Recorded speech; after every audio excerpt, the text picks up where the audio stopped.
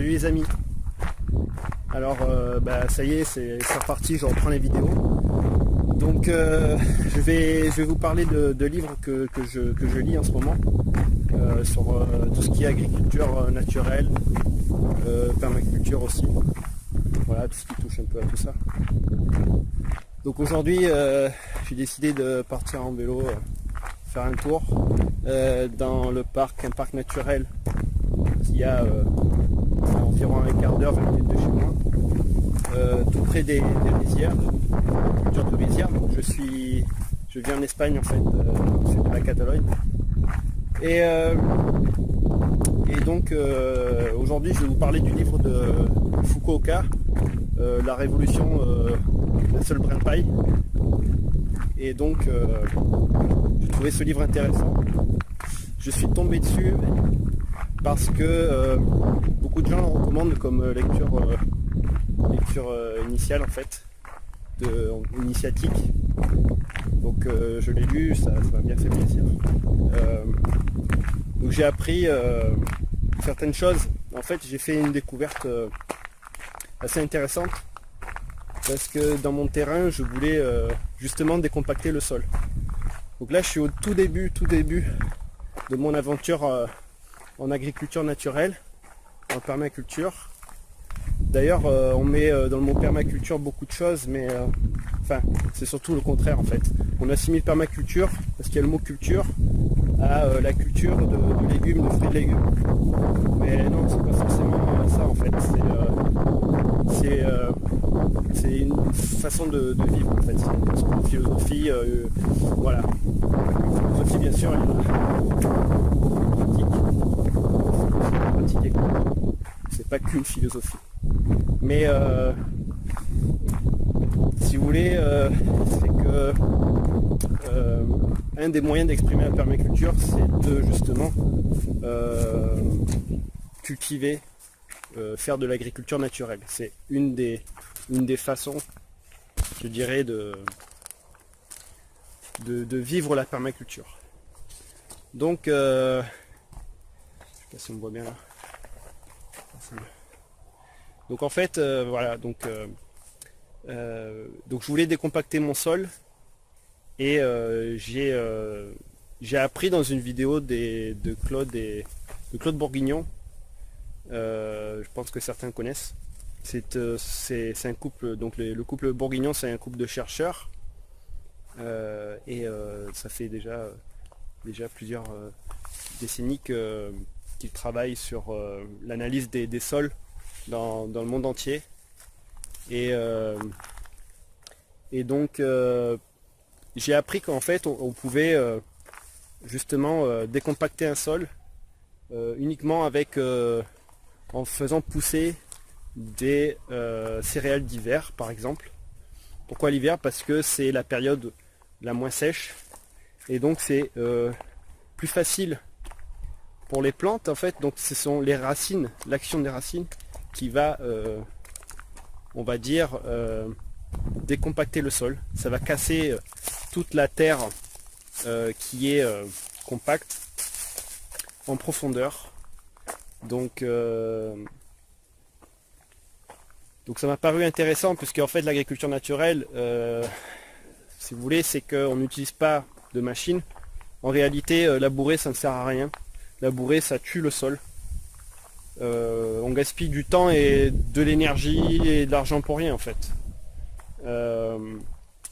Donc si vous voulez, c'est que par l'action des racines, donc attention, bien sûr quand je fais pousser des plantes, je laboure pas, c'est-à-dire que quand on laboure, on retourne à terre. On met tout ce qui est en surface en profondeur et tout ce qui est en profondeur on le met en surface. Donc c'est comme ça qu'en fait dans l'agriculture conventionnelle, le sol est tué non seulement par cette action, mais aussi par l'action des produits chimiques, des désherbants, etc. Donc en agriculture naturelle, on n'utilise pas de désherbants, pas de produits chimiques, pas de labour. On utilise uniquement l'action, la force de la nature avec nous. Voilà. Donc effectivement dans le livre, donc pour revenir au livre de Fukuoka, Donc Fukuoka, pour rappel, c'est un monsieur, un japonais, qui est décédé, hélas, depuis quelques années. Mais il nous a laissé un enseignement, c'est-à-dire que lui-même a vécu dans une ferme en fait, pendant toute sa vie quasiment.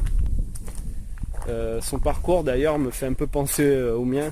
Attention, j'ai pas la prétention d'être monsieur Fukuoka, mais il travaillait comme chercheur dans un institut japonais, et puis avec beaucoup de techniques, etc. Beaucoup, évidemment, beaucoup de sciences, etc. Mais il s'est aperçu qu'en fait, on était très loin de la réalité, en fait.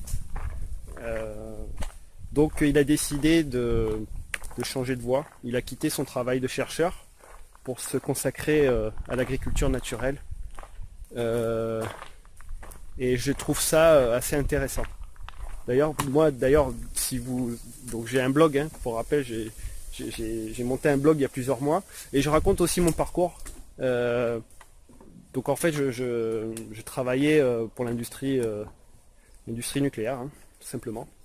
Et puis j'ai découvert qu'au bout de quelques années, ça ne me convenait pas. Voilà, une façon de vivre, de penser au quotidien qui ne me convenait pas. Donc j'ai décidé d'être auto-entrepreneur et de travailler à mon compte. Et donc la permaculture fait partie d'une de mes disons, c'est comme une philosophie de vie, c'est une hygiène de vie aussi surtout. La permaculture, il faut la vivre aussi. Donc j'ai pas de voiture, ça fait 4 ans que j'ai pas de voiture. Ça fait 4 ans que je ne veux pas utiliser de voiture. Regardez. Voilà. Un petit lac au milieu des rizières. Voilà. On n'est pas bien là. On est au mois de septembre, il n'y a plus de touristes. Et je suis vraiment seul. Donc petit moment de détente avec vous. Pour vous raconter voilà. Donc le livre de Monsieur Fukuoka. Donc je reviens au livre. Ce qu'il conseille en fait pour décompacter un sol, c'est de faire pousser des céréales diverses, c'est-à-dire tout ce qui est avoine, seigle, orge, du blé aussi. Pas du sorgho, je ne conseille pas, parce que ça fait des grosses tiges en fait. Je vais vous expliquer pourquoi. En fait, lui, donc étant japonais, il a cultivé du riz, il a vendu du riz en le cultivant lui-même, etc. Il avait des cultures de riz, et il a découvert, en fait, par ses propres expériences, qu'en fait, il pouvait alterner culture de riz sur le même champ et culture de céréales d'hiver. Et sans labour, pas de labour du tout. Donc justement, et lui, il explique en fait comment il fait pour alterner, pour faire planter, ses céréales d'hiver. Et justement, dans la vidéo des Bourguignons, il parlait justement de ces céréales d'hiver à faire pousser pour décompacter le sol. Donc je me suis dit, c'est génial, en fait, je vais pouvoir avoir une explication, enfin une application concrète par Monsieur Fukuoka. Et donc, maintenant que je sais quelle espèce je peux faire planter, parce qu'il faut savoir que tout ce qui est céréales d'hiver, ça fait énormément de racines. Beaucoup de racines, et c'est très efficace. Donc ce que je vais faire, concrètement, là on est septembre, donc début octobre. Ce que je vais faire, je vais attendre qu'il y ait beaucoup de... les jours de pluie. Environ une bonne journée de pluie ou deux, pour faire pousser début octobre avoine, seigle, de l'orge. Donc faire planter, j'irai au terrain environ 2 à 3 fois par semaine pour voir si tout se passe bien. Je vais faire le test dans le petit morceau de terrain que j'ai que j'ai dédié aux expérimentations en agriculture naturelle. Je ne vais pas parler de permaculture, je vais dire agriculture naturelle. Parce que permaculture, c'est pas... L'agriculture naturelle fait partie de la permaculture. Et donc, au fur et à mesure, je vous ferai des comptes rendus en fait. Voilà. Alors, Monsieur Fukuoka, que parle-t-il dans son livre? Donc, bon, pour résumer, déjà il explique pourquoi pourquoi l'agriculture naturelle, c'est-à-dire l'agriculture du non-agir, ça, il faut agir le moins possible en fait. Il s'est rendu compte qu'effectivement, en agissant le moins possible, eh bien, on obtenait des résultats et des rendements beaucoup plus intéressants que dans l'agriculture conventionnelle. Bien sûr, l'agriculture naturelle, c'est une agriculture qui est faite à la taille d'une famille ou d'un groupe je dirais, c'est à la taille d'un quartier par exemple. On ne peut pas vraiment faire l'agriculture naturelle avec des champs immenses, comme on voit là derrière moi, les champs de riz. Donc ça remet en question, si vous voulez, tout le système en fait. Voilà. Mais ceci dit, c'est très intéressant parce que non seulement c'est beaucoup plus efficace, avec une rentabilité, enfin un rendement, pas une rentabilité, parce qu'on parle pas je parle pas du tout d'économie là. Je parle de rendement, c'est-à-dire de rendement au mètre carré par exemple. C'est beaucoup plus intéressant. Et en plus de ça, c'est qu'on ne pollue pas, c'est respectueux de la terre. Mais il faut bien comprendre que si vous voulez, c'est que comment dire, le fait de ne pas avoir recours aux produits chimiques et de ne pas labourer, on va dire que ça permet justement d'éviter que la terre, c'est-à-dire tous les éléments nutritifs des plantes, etc., par érosion, aillent dans les rivières, et des rivières dans les fleuves, et dans les fleuves à la mer. C'est-à-dire que quand on laboure et quand on utilise les produits chimiques, toute la terre nutritive s'en va à la mer, par phénomène d'érosion. Bon après, c'est un peu technique, mais je rentrerai dans le détail dans une prochaine vidéo à ce sujet, mais il faut bien voir que tout ce qui est, si vous voyez, regardez tout ce qui est rivière, fleuve, etc. Regardez comme la terre, comme l'eau est très très marron, elle n'est pas du tout limpide. Tout ça c'est à cause donc de la perte de la terre qui s'en va, qui est perdue quoi. Donc il explique pourquoi l'agriculture naturelle. Bon après il évoque donc ces principes de base, c'est-à-dire ne pas agir, ne pas utiliser de produits chimiques, ne pas désherber aussi.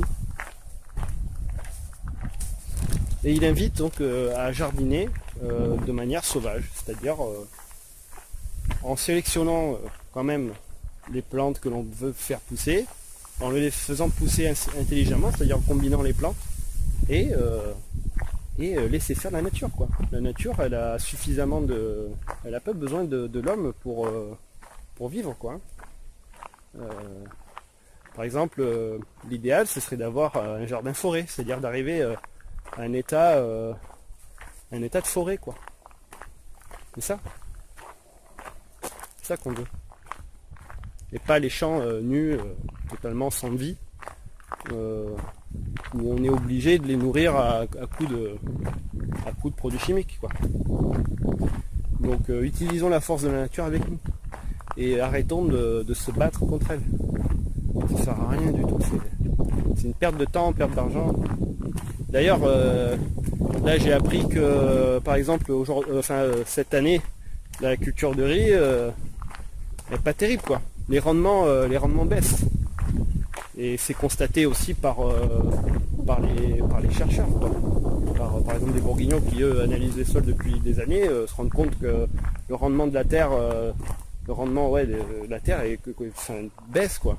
Et on nous a vendu que les produits chimiques, etc., ça allait être bénéfique et tout, ouais, pendant un moment quoi. Mais maintenant la terre, si vous voulez, c'est qu'elle est détruite. Donc faut arrêter ce massacre. Donc moi je pense que en fait il faudrait mieux revenir à une agriculture à l'échelle humaine et pas à l'échelle vous voyez, complètement industrialisée quoi. Donc de quoi parle-t-il d'autre, ce monsieur Fukuoka?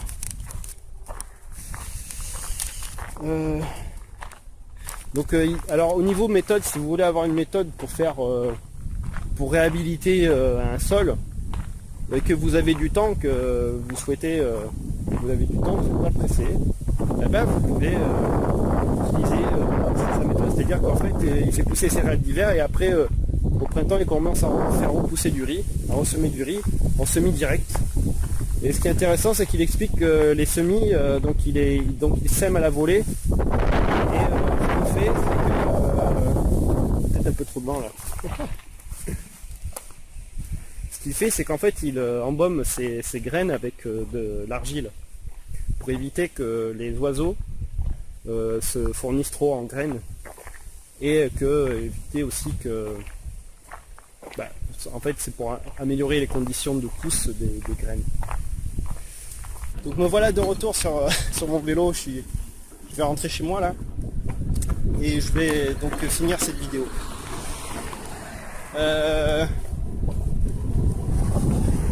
Le livre de Monsieur Fukuoka, donc j'ai appris donc sa méthode pour faire pousser des céréales d'hiver, pour décompacter le sol. Moi je vais l'utiliser pour décompacter le sol. Lui il n'en parle pas. Je parle pas du décompactage, mais je sais que les céréales d'hiver ça aide à décompacter le sol. Et puis donc après il parle de philosophie en fait, d'art de vivre, donc il raconte un peu sa façon de vivre.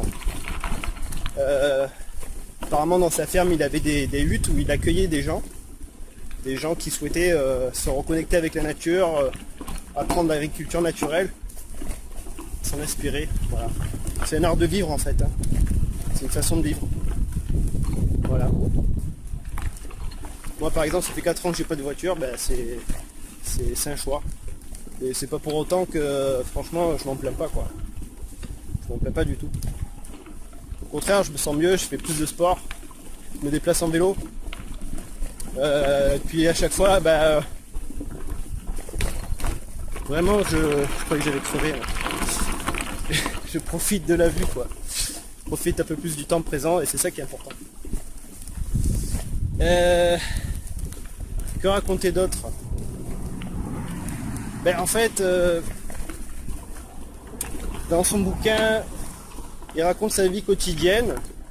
Il raconte aussi comment il est passé d'une vie de chercheur scientifique à agriculteur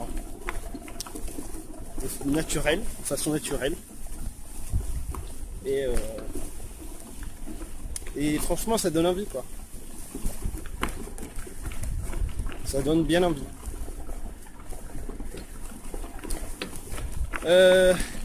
Alors où j'en suis moi en ce moment? Donc objectif, décompacter le sol. Ok. Comment? Avec les céréales d'hiver.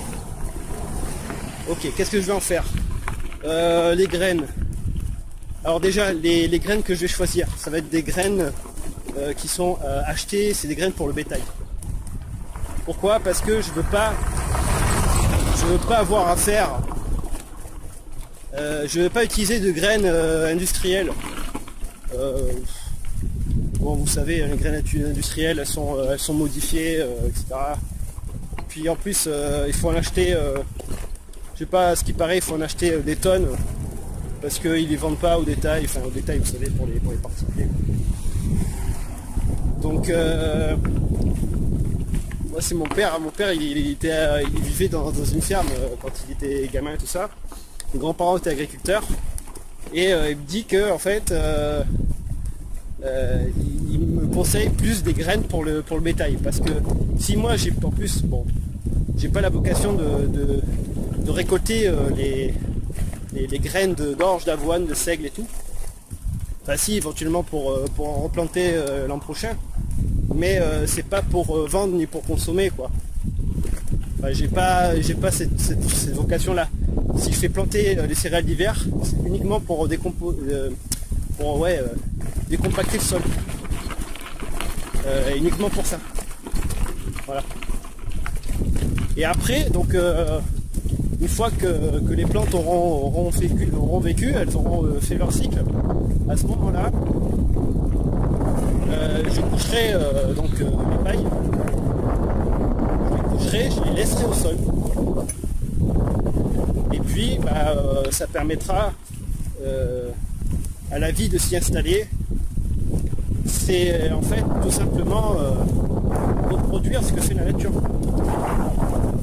Ce qui se passe, c'est que dans l'agriculture conventionnelle, on déplace toute la matière qui a vécu et qui est morte, on la récupère, donc on utilise du temps et de l'argent, de l'énergie pour récupérer toute cette matière qui est morte. Je sais pas ce qu'ils en font, mais ils la déplacent quoi, ils la laissent pas sur place. Vous voyez que les terres sont nues, elles sont nues, complètement nues. C'est comme si en fait, pour faire une analogie, vous avez votre peau, en fait vous avez votre peau pour vous protéger, c'est votre première barrière protectrice, et en fait c'est comme si on vous enlevait votre peau. Voilà. Et du coup après qu'est-ce qu'il faut faire? C'est comme si on vous mettait sous médoc toute votre vie quoi. Parce que votre peau elle n'y est plus. Pour la terre c'est pareil. Tout ce qui est tous les végétaux morts doivent rester sur la terre. Après elles sont digérées par le sol avec les bactéries, ça forme de l'humus. Il y a aussi les champignons qui ont leur rôle. Et puis après les vers de terre continuent le cycle de transformation. C'est-à-dire que ils vont chercher de l'argile en profondeur, la ramener à la surface, et puis ils vont justement tous leurs déchets, si vous voulez, c'est que la terre, notre terre en fait, c'est des excréments de vers de terre.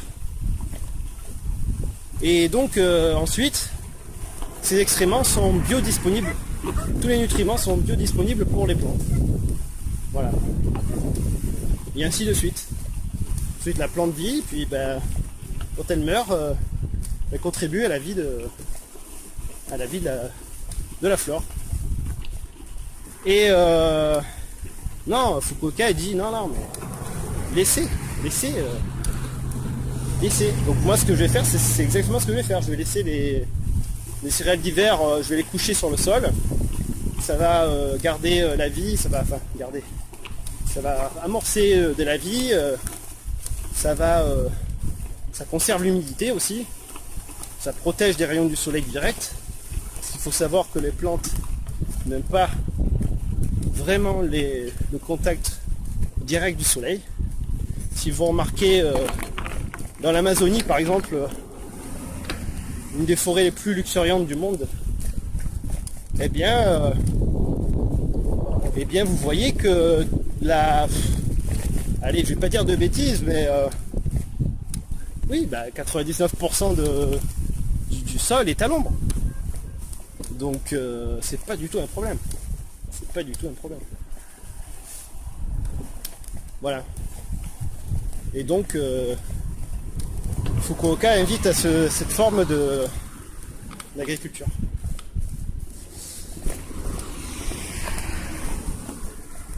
En tout cas, elle fait un temps superbe. Il n'y a plus de touristes. Je suis sur un chemin qui relie deux villes. Et il y a environ 10 km. 10 km de chemin, de terre. Des fois vous entendez les voitures parce qu'il y a en parallèle une route. Et J'aime bien ce concept de vidéo filmée sur un vélo. Ça détend.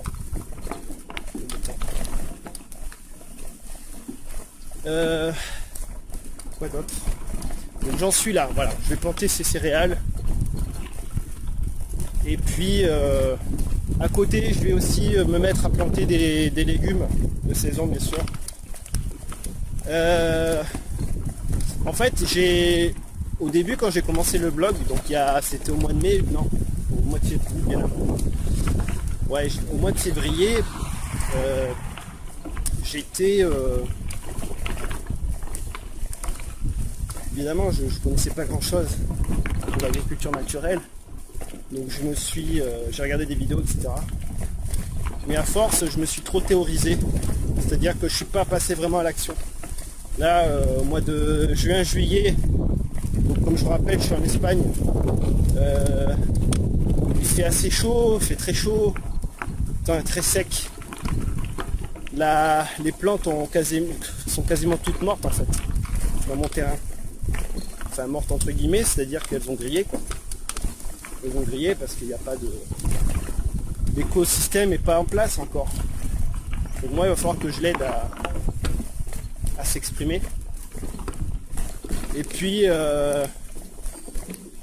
juin juillet, en fait ouais j'ai pas fait grand chose, je me suis consacré à d'autres projets que j'ai à côté.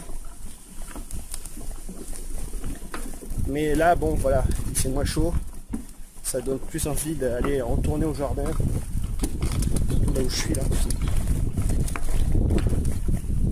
C'est une chaleur. C'est en fait le terrain, c'est pour l'historique, il avait été cultivé par mon arrière-grand-père. Et donc je peux comprendre pourquoi elle est en manque de vie cette terre. Ce que je ferais aussi, j'aimerais creuser pour étudier le profil, c'est-à-dire voir vraiment ce qu'il y a dedans, quoi. Voir s'il y a une activité importante ou pas de vers de terre. Déjà, ça c'est un bon indicateur. Les vers de terre sont essentiels pour la vie du sol. Donc j'essaierai de creuser. Ça va être du sport. Et puis je continuerai de lire aussi. J'aime bien lire le soir, ça détend. Vous voyez, je vous parle de choses simples en fait, de choses que je... C'est pas que je raconte ma vie, mais en fait ça fait partie de la permaculture. C'est-à-dire que toutes les actions que je mets en place, elles ont un sens, elles vont dans ce sens-là. C'est peut-être des actions simples au quotidien, mais en fait, j'aurais pu très bien me dire, je vais au champ en voiture, ou en mobilette, ou quoi que ce soit. Mais ça ne rentrerait pas dans mon cadre de vie, en fait, mon choix. En tout cas. Bon, enfin bref, j'essaye de donner le maximum de cohérence. Par exemple, aussi dans mon alimentation, j'ai changé mon alimentation depuis que je suis plus malade, depuis 4 ans. Ça fait 4 ans que je suis plus malade, je vais pas chez Toubib, je prends plus de médicaments. Pourquoi? Parce que j'ai choisi de modifier mon alimentation, qui est essentiellement basée sur les fruits et légumes. Et après, à côté, je dis pas que de temps en temps je mange de la viande, je mange surtout des œufs.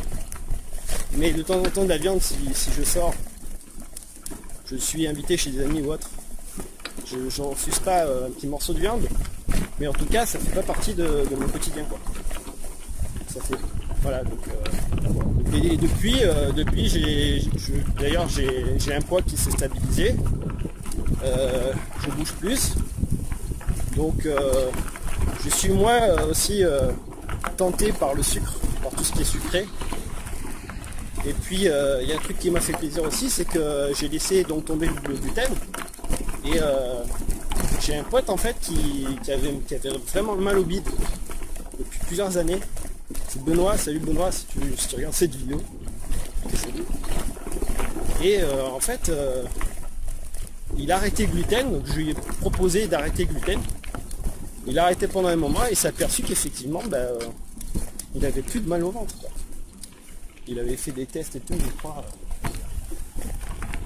Et puis il y avait même peur quoi, parce qu'il était allé partir à l'hosto et tout. Et depuis il a pas de il y a plus de soucis quoi. Donc ça passe aussi par l'alimentation. Hein. Ce qu'on mange, on est ce qu'on mange, hein. Plus ou moins.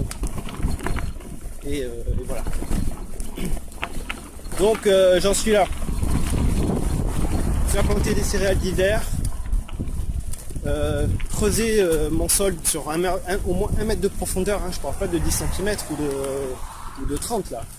Là je parle vraiment de 1 mètre. C'est-à-dire qu'en fait j'aimerais reproduire un peu ce qu'ont fait les Bourguignons dans une de leurs vidéos. Ils sont allés dans une association en Alsace. Et puis il y a une vidéo là-dessus où on les voit vraiment dans le profil quoi. Et voilà, et sur la base de leurs explications, je vais essayer moi aussi de retenter de voir ce qui se passe. Donc pour résumer, en fait, ouais, j'ai laissé tomber. C'est pas que j'ai laissé tomber. Je suis pas allé au champ en fait. Voilà, j'ai laissé le champ, je l'ai laissé tranquille pendant cet été. Là, je vais y retourner parce que c'est plus une période où je puisse travailler quoi. C'est plus propice.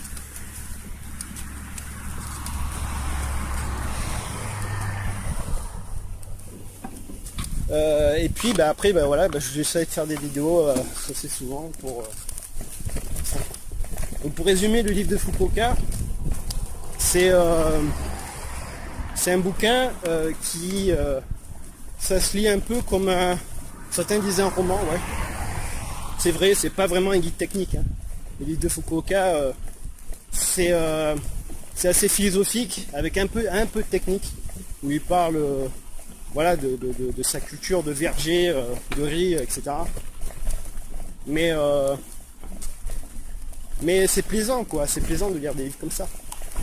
Parce que ça donne vraiment envie. Sa façon d'expliquer, ça se lit très facilement.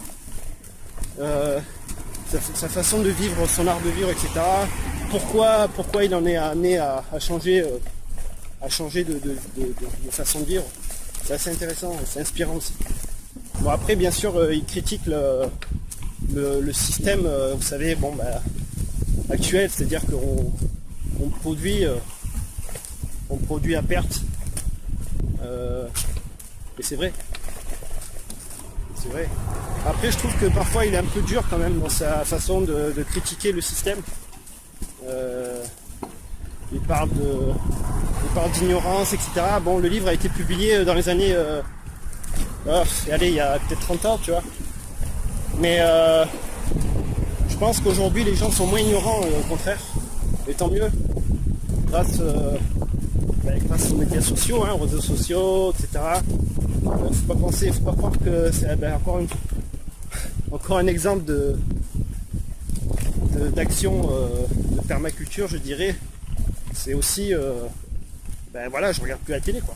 J'ai plus de télé depuis 4 ans en fait. Ça fait 4 ans que j'ai changé vraiment radicalement, d'accord, je vis pas dans une caverne.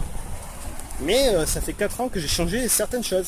C'est-à-dire qu'à la télé, je sais qu'à la télé ne m'aide pas du tout dans ma vie. Avec le recul, la télé c'était vraiment du sang, de la guerre, de la violence, tout ça pour mettre dans la tête des gens qu'en fait le monde est pourri, que vous êtes bon uniquement à travailler toute votre vie, tout ça pour avoir une retraite que vous ne savez même pas si vous allez l'avoir la retraite. Hein, moi c'est pour ça que je me suis dégagé de la vie salariale parce que je ne crois pas du tout à ce système là quoi. Donc non, j'ai décidé de prendre ma vie en main et d'arrêter de regarder la télé sous prétexte qu'on doit me dire ce que je dois faire quoi. Ce que je dois consommer, ce que je dois penser surtout. Voilà. Après je ne vais pas rentrer dans ce débat là. Mais je pense que vous avez compris et je pense qu'il y a de plus en plus de gens qui sont conscients de ça. Ça m'intéresse beaucoup plus de regarder une vidéo sur YouTube de quelqu'un qui raconte un peu, pas sa life, pas sa vie, vous savez, mais justement qui fait partager une façon de penser, une façon de vivre. quelqu'un qui expérimente des choses, qui va à l'action surtout. Il y en a beaucoup qui pensent mais qui agissent pas. Je sais que c'est difficile d'agir. Moi-même, j'ai mis du temps à agir. Mais et tous les jours aussi au quotidien, je me bats pour agir. Mais croyez-moi, ça en vaut la chandelle. Donc, mais surtout, il faut y aller petit à petit, quoi. Faut pas essayer de faire des changements brusques. Faut se donner des objectifs à court terme. Voilà, 3 mois, 6 mois, pour tout type de choses. Passez plus de temps avec vos enfants, passez plus de temps avec les gens vraiment que vous aimez. Essayez de sélectionner vraiment, de choisir vraiment les relations, les personnes que vous fréquentez. Faut être vigilant à ça. Des gens, personnes très gentilles, mais elles sont toxiques pour votre mental. C'est donc voilà, je vous parle un peu de tout. C'est un peu pourri de ce que j'ai en tête. Mais c'est ça la permaculture. La permaculture, c'est une façon de vivre. Voilà, c'est une façon de vivre, de penser et d'agir. C'est surtout ça. La permaculture, c'est pas uniquement une technique de jardinage. Ne croyez pas que ceux qui vous parlent de permaculture, d'ailleurs peut-être moi à tort aussi, j'ai commencé mon blog en parlant de jardinage. Quand on voit mon blog, on se dit bon ben voilà, c'est un blog sur le jardinage. Mais c'est pas du tout la vocation que j'ai envie de faire. C'est pas la vocation que j'ai envie de donner au blog. J'ai commencé par ça parce que c'était pour moi une des voies pour commencer dans la permaculture. C'était une des façons, c'est une des portes d'entrée si vous voulez. Mais après, il y a aussi forcément, si vous vous intéressez à l'agriculture naturelle, vous allez vous intéresser aussi à votre alimentation. Voilà. De l'alimentation. Après, c'est la façon de consommer. Forcément, vous voyez, tout se déploie, tout s'ensuit. J'étais super heureux quand je vais par exemple, si je vais au supermarché, je suis super heureux de ne pas être tenté d'acheter des produits qui ne sont pas forcément bons pour le corps, quoi. Et voilà, et là je me dis, là j'ai vraiment un pouvoir de décision. Voilà. Il faut se sentir en possession vraiment de sa vie, voilà, faire ses choix, quoi. Faire ses choix. C'est ça qui est bon. Là j'ai un style de vie par exemple qui me permet de voyager. Là cette année je suis en Espagne. L'an prochain, je sais pas, j'aimerais faire des stages de permaculture. Je sais qu'il y en a un dans le coin là en Espagne. La curiosité, les cultures, des langues, comment pensent les gens. Voilà, c'est ça qui m'intéresse. C'est pas du tout la télé. C'est pas du tout ce que me raconte la télé. C'est pas du tout ça. Donc voilà. Donc là j'arrive à la fin du chemin. Voilà, je vais rentrer à la maison. Alors je vous dis à bientôt, j'espère vous retrouver bientôt. Et puis j'essaierai de cibler un peu plus sur des thèmes particuliers la prochaine fois, mais j'aime bien aussi parler. Tout en faisant du vélo, c'est bien, ça libère un peu le cerveau. Et puis j'aime pas trop les vidéos préparées parce que ça fait trop aseptisé. Voilà. C'est pas vraiment ce que je veux dans la vie, quoi. Bon les amis, à bientôt. Et puis je vous retrouve dans une prochaine vidéo. Allez, ciao. Et portez-vous bien, prenez soin de vous. Salut.